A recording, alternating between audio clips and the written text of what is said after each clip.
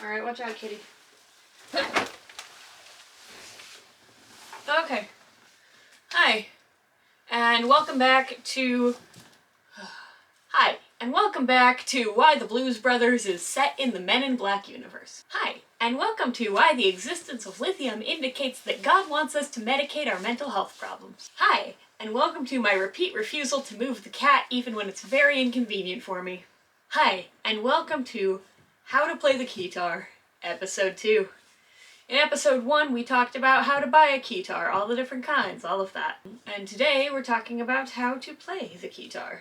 If you have not yet made your keytar purchase, first things first, make it. A keytar purchase is always ill-advised, which means that there's always a good time to buy it, and that's always and forever. Oh. Hang on a sec, I gotta go let the dog back in.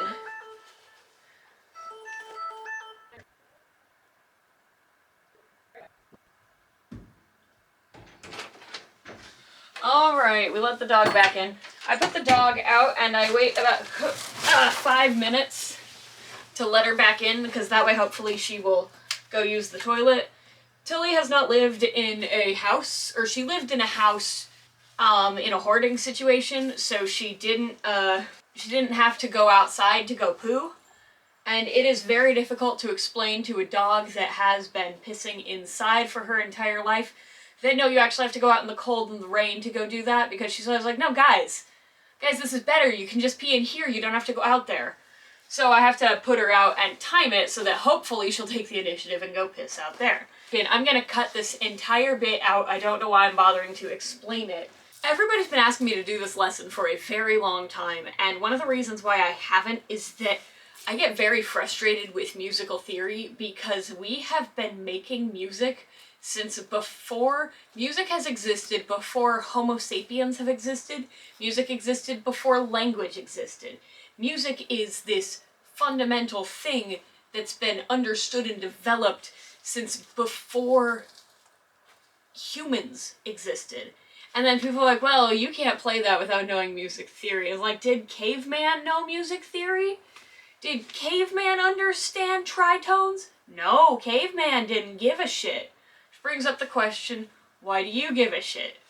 But there is actually a purpose for certain elements of music theory. It's crucial that you recognize that not knowing music theory doesn't stop you from knowing how to play.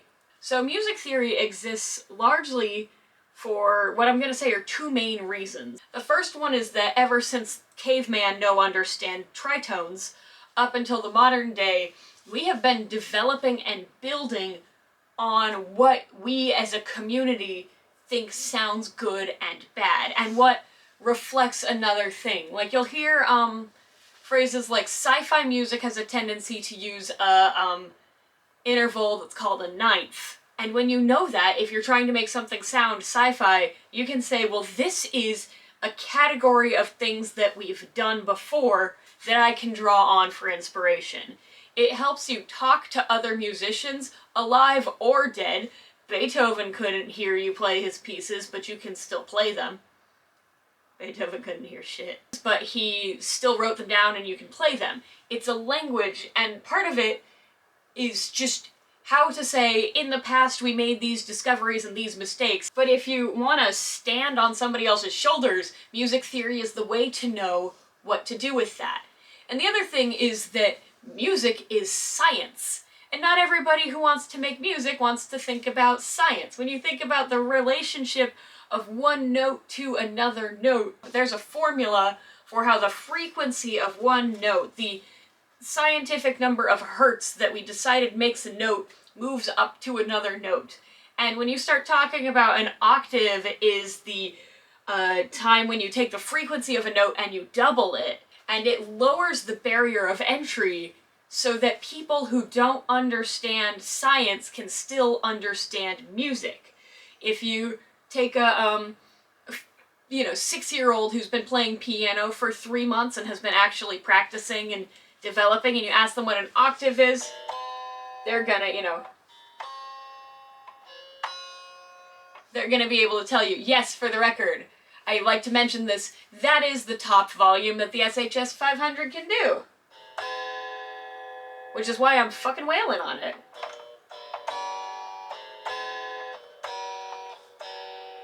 You ask a 5-year-old who's been playing piano for a couple months what an octave is, they can tell you what an octave is on a keyboard. They can't explain to you the science of it, and that's okay. Because much like how you don't need to know music theory to understand how to play music, you don't need science to understand science in order to understand music theory. It's put it in a language that's easier to understand. But I know that music theory is very stressful for some people, or they feel like they can't make music because they can't talk to other musicians. We're gonna risk upsetting the cat so that I can get a couple of things. Hey, Pants. Okay, you got part 1. You got part 2.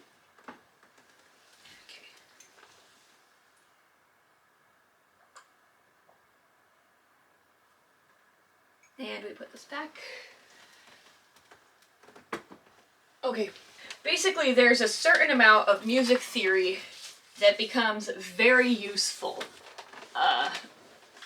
to talk to other people. And we're going to talk about a couple of key points here, and they're all connected. They're all the same kind of, they're based on science.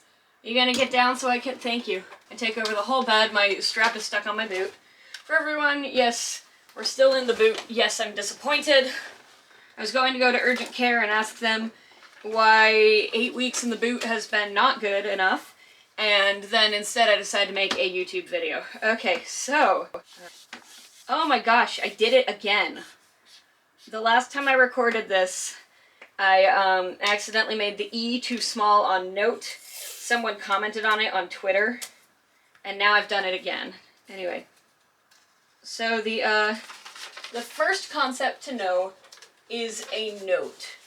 Now, it turns out that the phrase "a note" is slightly different in the United States versus in a lot of other countries. Do you need me to let you out? No, you're just gonna scratch. Okay. Just gonna scratch a bunch. See if this still works. Yep, that's on. There are a million frequencies.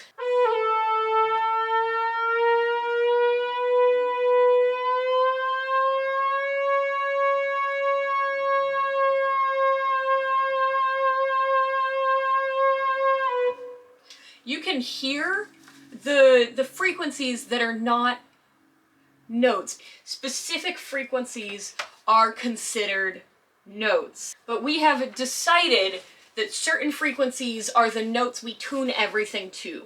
If you are in a band, a lot of the time you'll start by playing a certain note and making sure that everybody's notes line up. But notes are just a basic frequency. And one of the things is that root frequency, those notes all have different timbres, but they're all largely the same frequency. They're the same base frequency. That's your note. I need to get a clipboard.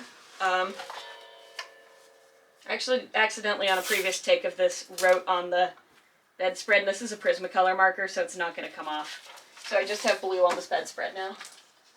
Alright, we have intervals.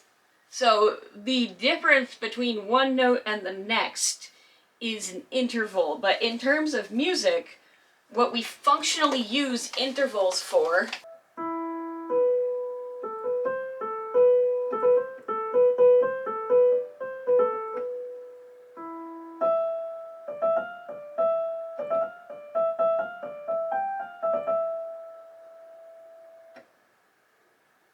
I got distracted. For the sake of practicing, we are going to ignore, so we care about this, and we care about this, but we don't really care about,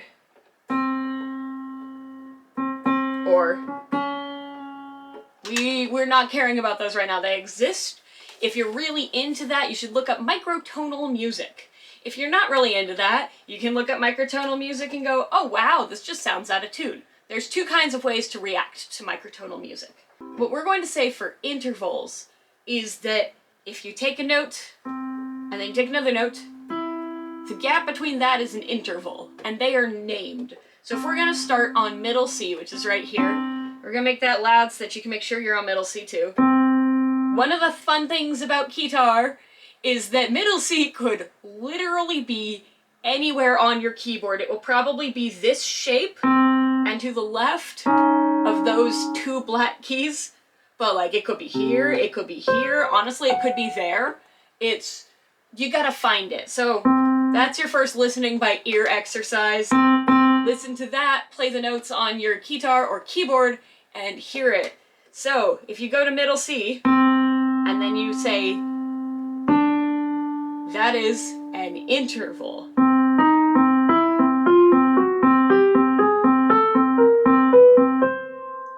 And all of those have a name. That's a third, that's a fourth, that's a fifth. And they actually get more. You have like it's called a perfect fifth. And all of them have names. And you don't need to memorize all of them right now. You just need to know that when we decide that jumping from a certain note to another note has a name, you understand an interval. Interval is the distance between two notes. The reason that intervals are useful is that they lead into the next concept.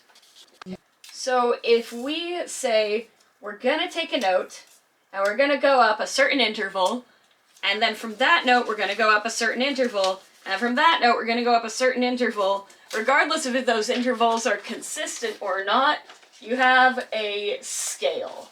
So for example, if we start on this note, and we just go up one note at a time, that interval is called a half step.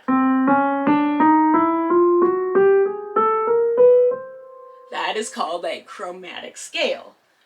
When you have a scale is a formula. I'm trying to figure out the best way to put it. Okay, so hi, I put off this video for like a month, and now I'm editing it before I go to work and haven't fixed my hair yet. I just want to say that I realized I've used this metaphor for something else for a long time, but that is because at the end of the day, everything is either a vector or a bitmap, and that's my new religion. You know when you have a Microsoft Word document or a PDF that's got text on it, and you can print that text at any size, you can change that text to be a different font, and you don't run into particularly large problems.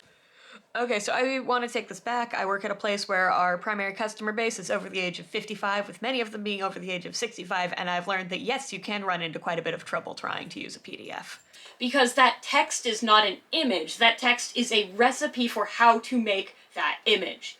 So you have the letter F, and if you make it bigger, it doesn't interfere with the way that the letter prints, because you're just saying, this is the letter F, and this is how big it is, and this is where it is. This is also how vector images work.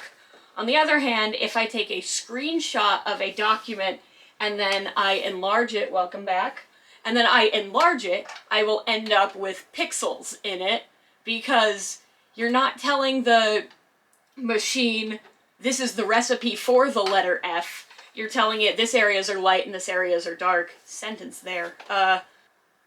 Oh, you're wearing makeup, dingus. So you're saying, this area is this color and this area is not that color, and when you make it larger, it doesn't know how to handle that. The reason I'm bringing that up is that scales are vector images. A scale is a Microsoft Word document. It's a recipe for how to make the music. So if we say that a scale is always, then when we try to move to another note to start the scale on, we don't end up with the correct sounding scale. So a scale is a recipe. If you take this and you go anywhere you want,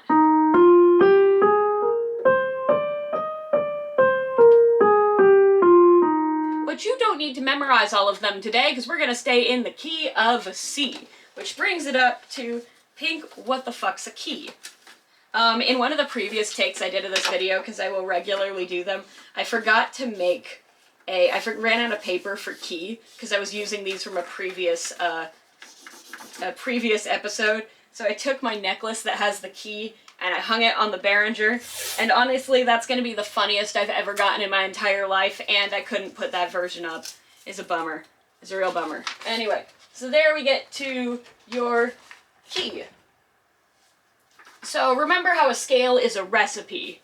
So what this means is that when you have a key, you are taking that scale recipe, the recipe for the scale, the root, whole, half, whole, half, and you're fixing it to a certain location. So while we can do that scale anywhere we want, if we say we start that scale on C, and then we follow that recipe,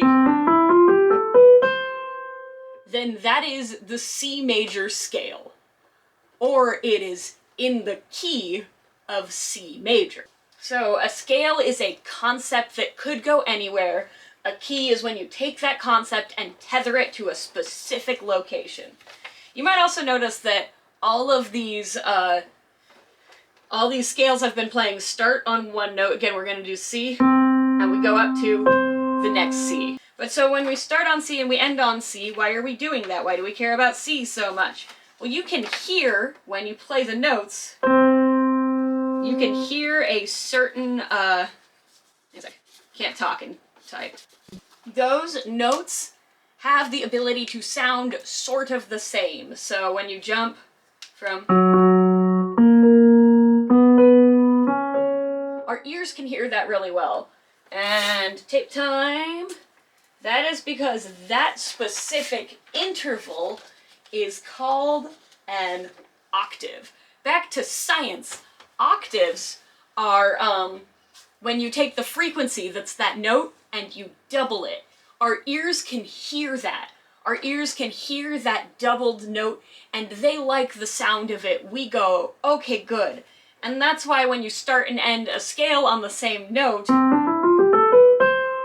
you have this sort of sense of finality that you don't get when you're like...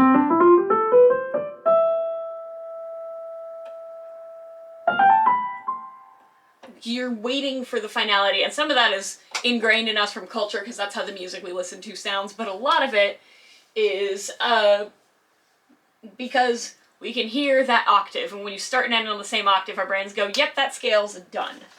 Anyway, when you have a scale in a key, the scale usually starts and ends on the same octave. An octave is an interval between two notes. We have one more. What am I forgetting? Okay, so we have our scale, which we're doing the C major scale. I want everybody who has a keyboard in front of them, and that should be all of you, to memorize real fast the notes in the C major scale. You start on C, D, E, F, G, A, B, C. You just don't play black keys. Start on C, end on C, no black keys, you're good. So take a minute to make sure you've memorized this. It shouldn't take you much longer than a minute. Sorry to everyone playing an AX Edge or like a clavinet 2, you're gonna have to adapt. I'm not gonna be like, and then this is a black key but the lower one, and this is black key but the higher one. Enjoy your AX Edge with its all black keys. I enjoy my AX Edge with its all black keys, just for the record.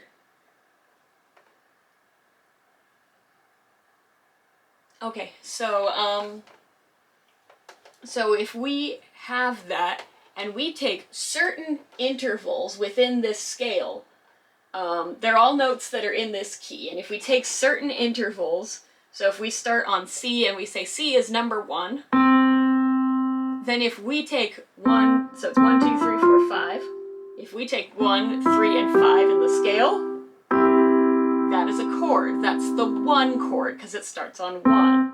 If we take 5, 7, and 9, so if that C is 8, you go up 1 and it's 9, that is the 5 chord, because it starts on the 5.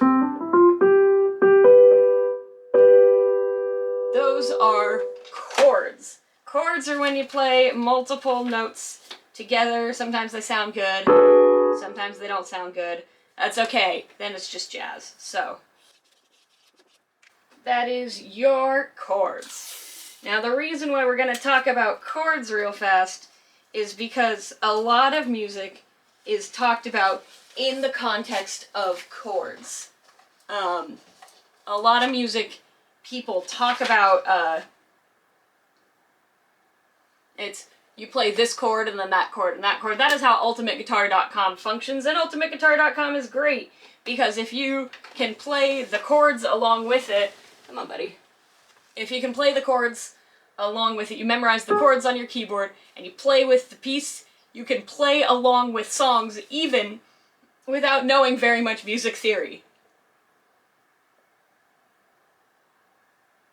But there's a lot of successful guitarists who don't use sheet music. They use concepts like scales and chords and octaves and keys, but they don't use sheet music. You just sort of play, you say, I'm in this key, so these notes are here, now I'm going to play this kind of sequence of chords. And they don't have to memorize. You don't have to memorize tons of music theory to be able to play music theory. Like people who play folk harp. A lot of people who play folk harp can't read sheet music, don't know very much music theory, you just know octaves, you know 1, 2, 3, 4, 5. It's easier on harps because there's no accidentals. You can't have an accidental on harp. Actually, you can, but that's not the point. It's a joke. It's a joke. And that gets to your last piece of things to communicate to other musicians, which is, this one's long. Right. Your chord progression. So when a sequence of chords is repeated throughout a song, or even just the full sequence of chords, that is the chord progression. It's the way the chords progress through the song. You can then do things like either say, it's a 1, 4, 5, 6 chord progression, and talk to people who know what that means, and then you can do it, you can treat it like a vector image. You can just be like, yeah, it's the 1, 4, 5 progression in C. That's how a lot of blues and jazz pianists communicate with each other. It's like, this is 12-bar blues in A flat, and they know how to play that. Hey guys, so it's been like a month and a half since I recorded this, and I just for some reason cannot get to a point where I'm editing this video properly, and I just get stuck. And I realized that I'm just never gonna upload the damn video if I keep waiting for myself to edit it, because it's been a month and a half and I don't know what's wrong with it. I don't know what's wrong with my motivation, but I'm declaring that this video is possibly cursed, and I am going to put this disclaimer in at like the 21-minute mark, which is where I sort of stopped editing it on the second pass. And everything else that happens after this is stuff I was probably going to flesh out and figure out later, but instead, here it is, because I'm bad at YouTube. Roll clip. The sequence of chords you would play. And the reason why you need to know chord progressions is because a lot of times the chord sequence will repeat. There will be one sequence for a verse, one sequence for a chorus, one, intros, outros, all that. And you can memorize those, and it's much easier than trying to memorize the whole piece. It's part of a reason why when you go to classical music symphonies, people have the music in front of them, but when you go to a Green Day rock concert, there is no music in front of anyone, even though both of them are performing for the same amount of time. It's because the way that rock music works involves a lot of repeating certain sequences, and classical music, yes, it involves that, but you're also playing much more complex pieces. I went to Mayhem and Rockstar Mayhem in 2008, and I don't remember. I remember a little bit of the shows, but mostly I just remember my friend, picking me up and putting me on his shoulders, and then declaring that I was his one and only Mrs. Fairy. And he said he did this because he got contact high from people who were smoking weed near us, but I don't think he actually did, because I have hung out with a lot of stoners since then, and contact high is not as easy to get as that. I think he just wanted to put me on his shoulders and declare that I was his one and only Mrs. Fairy, and I was like, okay. So that's a story from my childhood that we just, okay. Yeah. Well, you mad? Okay. So, we have all of these concepts. I am not expecting anybody to memorize these concepts. You're not supposed to be studying them. I want you to hear these words and know, oh, those apply to keytars. And then when you're hanging out with your guitar friends and they bring up chords and octaves and scales and chord progressions and keys, you have heard those. And your brain can go, ah, that's somebody talking about something I can also apply to keytars.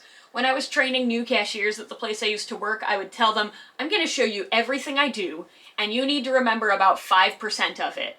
But I don't expect you to know how to do a really complicated price override, but I do expect you to remember that it could be done. so that when someone comes in and they say, "Can I get this?" the cashier knows to call someone and say, "How do I do this?" instead of saying, "I don't think we do that," and you get better customer service that way. Anyway, when you hear your guitarist friends talk about that, your brain can go, "Oh, I know, this applies to Keytar too. That's cool." So, we've talked about music theory a lot. We have not actually talked about Keytar all that much. And the thing is, there's a lot of channels that'll talk to you about music theory and make sure that you have a really good, firm understanding of all these things. I'm not doing that. We just went over that. Because the reason why people want a Keytar video, a how to play the Keytar video, is because there's a million videos out there about how to play the piano. And those are not cutting it for people who want to play the Keytar. If they were, no one would ask me to make Keytar videos anymore. So we need to talk about grabbing our Keytar and the 3 major differences between Keytar and piano. The first is playing with one hand. Piano from the first day expects you to learn to coordinate both hands. Because that is a crucial element of piano, is playing upper parts with one hand, lower parts with another hand. You're accompanying yourself, you're playing melody and bass together. Keytar is a lot more collaborative than that. You're either collaborating with other musicians present, other musicians who've recorded things for you to play with, or, you know, yourself on a looping pedal, but you are playing collaboratively. You are building something. So you have someone else who's doing the bass, and you have someone else who's doing the drum. Not that, like, you know, there's, what's her name, Amy Turk playing harp and doing the drums on it too on her Africa cover. Fun fact, I don't know the lyrics to Africa by Toto, and it was a song that was super, super present for a little bit, and I just successfully avoided learning any of the lyrics. What do you mean your battery's low? I bought you new batteries before we started filming this 3 weeks ago. What do you mean your battery's low? Fucking problem child. All of them are my problem children. Except that one. That one's beautiful. Playing with one hand while building up on things. Playing with one hand also means, like, if you need to do a really big jump, you need to figure out how to do that with one hand. You've got to figure out what your secrets are, what's your tools. And part of your tools is going to be things like using your sustain, which this does not have, using your sustain to allow you to make big jumps without it sounding notably different. You have effects to manipulate on one end of your Keytar. You have your effects control. Did I just fucking turn on jam mode? 2. Let's see. How do I turn it off? 1, 2. No, stop, please.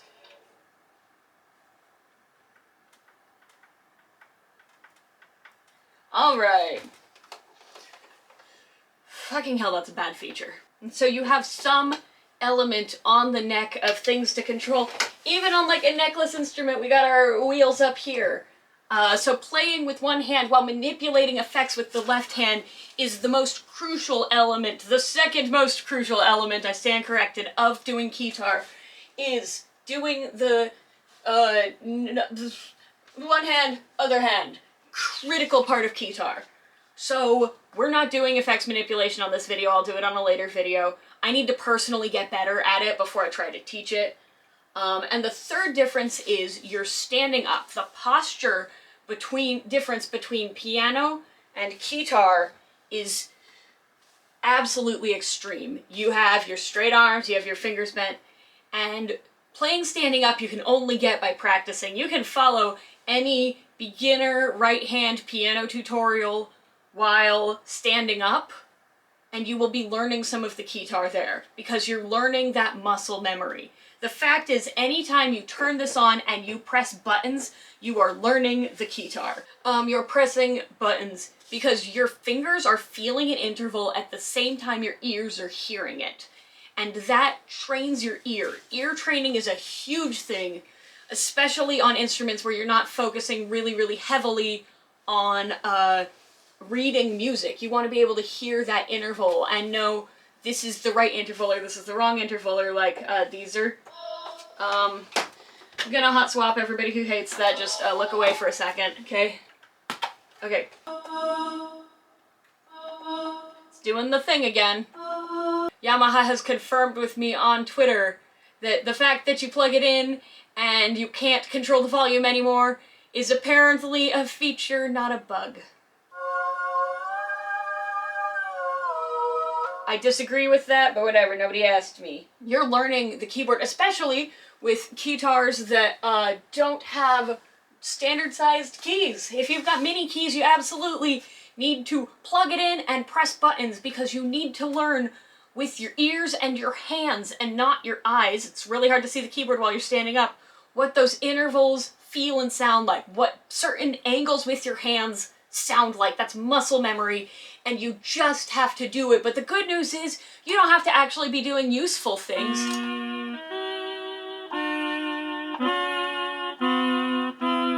You can be doing that and going, oh, I do or don't like this. That's great. That's a thing that you want to do. That's really good. I almost hit the cat there. So that's the first keytar lesson, is literally just sit down and play it. And if you want, you can say, oh, I'm going to play the white keys, and then you can count the number of steps between one and the other. Play C and any other note.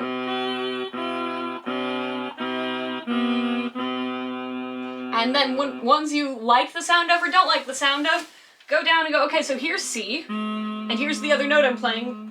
So 1, 2, 3, 4, 5, 6. So that's a 6. We're not going to talk about like major and minor right yet. If you're playing C and any white key above that C, you can count how many notes are between it and know where on the scale it is. And that's useful to learn, but really just pressing buttons, listening to what you do, it's good. But so if we want to go even further, you can, because I was talking about keytar being collaborative, we can go further. You can take your chord progression and listen to a backing track. I wrote this backing track specifically to be simple. So we're going to start by saying the 1, 3, 5 on the C scale is the C major chord. And then the 5, 7, 9, that 5 chord, when the 5, 7, 9 is in the C major scale, that is the G chord. And this chord progression of this backing track I wrote goes C, G, C, G. So start by, we're going to play that, and we're going to play along with this. What I'm about to play is not going to sync up with my hands, because I'm going to record it through my DIN, and that's just going to be way better sound. So we've got...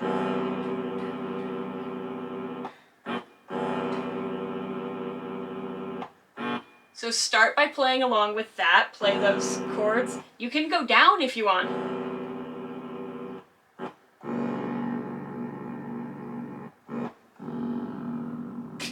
Forgot how bad that sounds on this. So go ahead, do a couple repeats with that, and see if you can hear where the chord is supposed to change.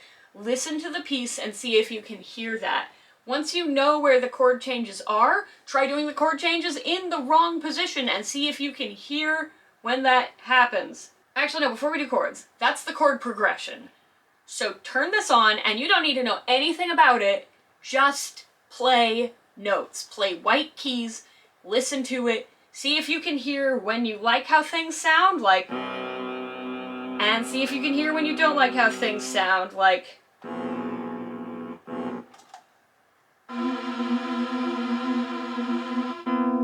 There we go. And when you hear that you like or do not like a sound, look at where your hands are. Get that feedback going in a loop of knowing where your hands are and knowing if you like how it sounds with this accompanying track. You can then go onto YouTube once you're done with that. I did upload a long version of my garbage track that I made in about 15 minutes.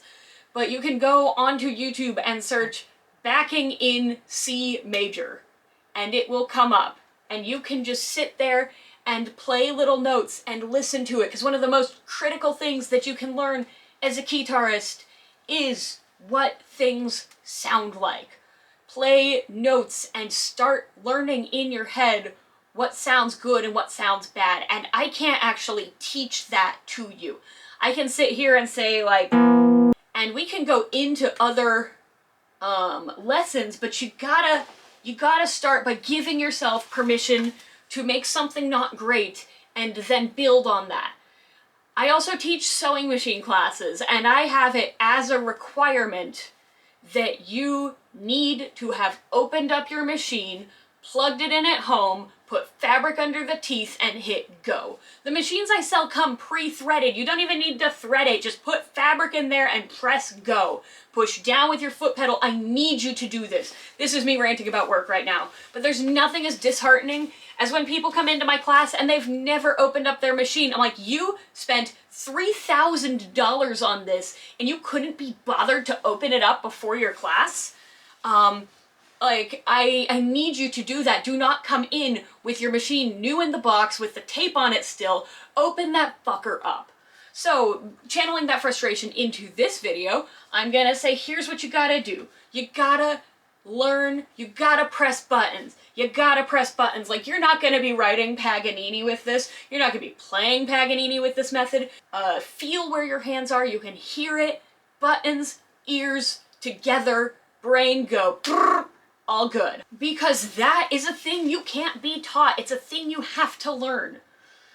And so that's your homework before the next video. We don't fucking know when that's gonna come out, but so your homework initially is to press buttons and listen to what they sound like. So there you go. You have language to talk about. You have a assignment, which is listening while you play. Play, listen, see what you can feel. As you're playing, if you find things you like, you're regularly ending the last bit with, like...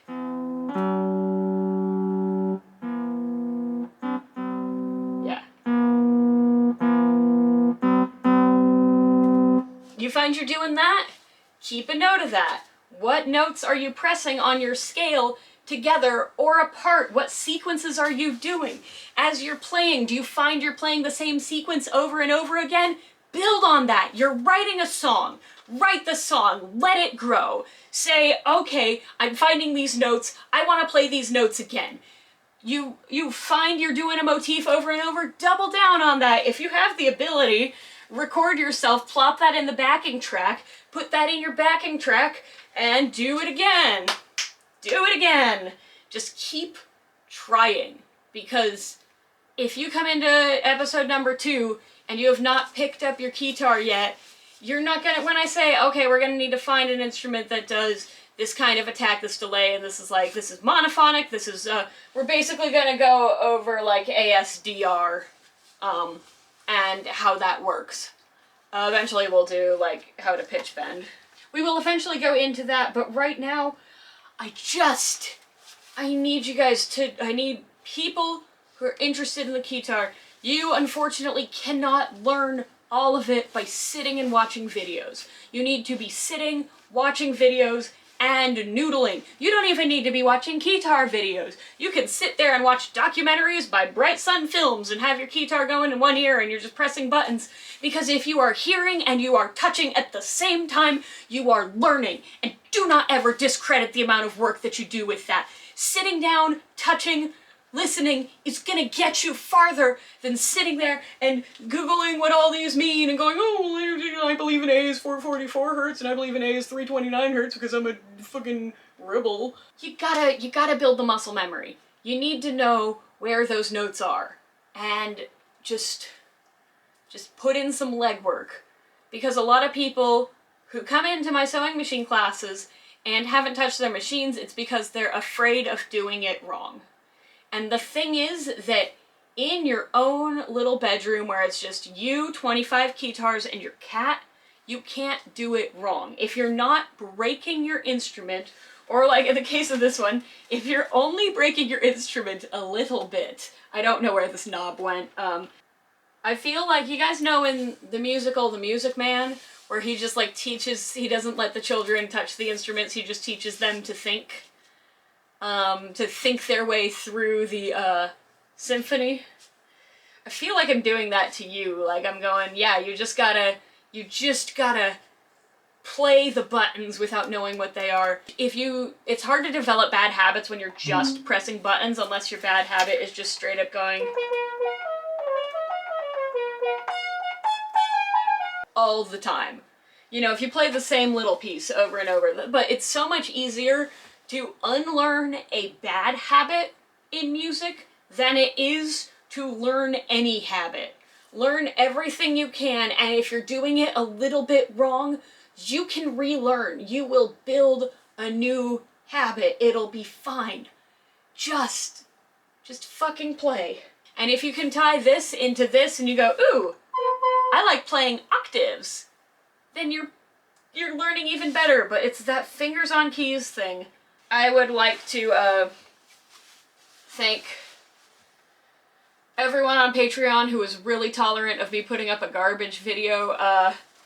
Also, just so you know, if anybody is interested in more of me analyzing video games and other media that I have opinions about, please let me know. Also, I might do one more Five Nights video just because I got way more opinions on that game.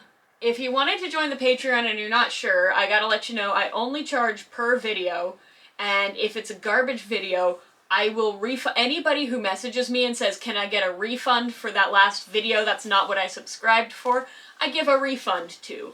Like, I don't make you pay for me discussing, what the fuck was it? Pants. For me discussing pants.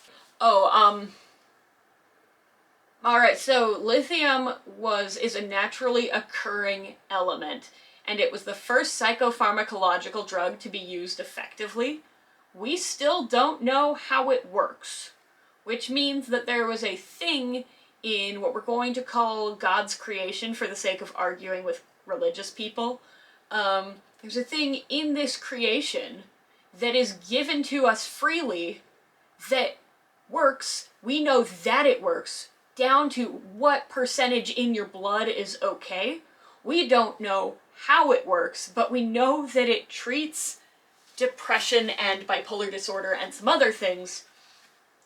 And I don't know how people can learn that and still think that their God doesn't want people to medicate for mental health problems when the medicine that we use to treat a lot of mental health problems is naturally occurring and cannot be explained by science.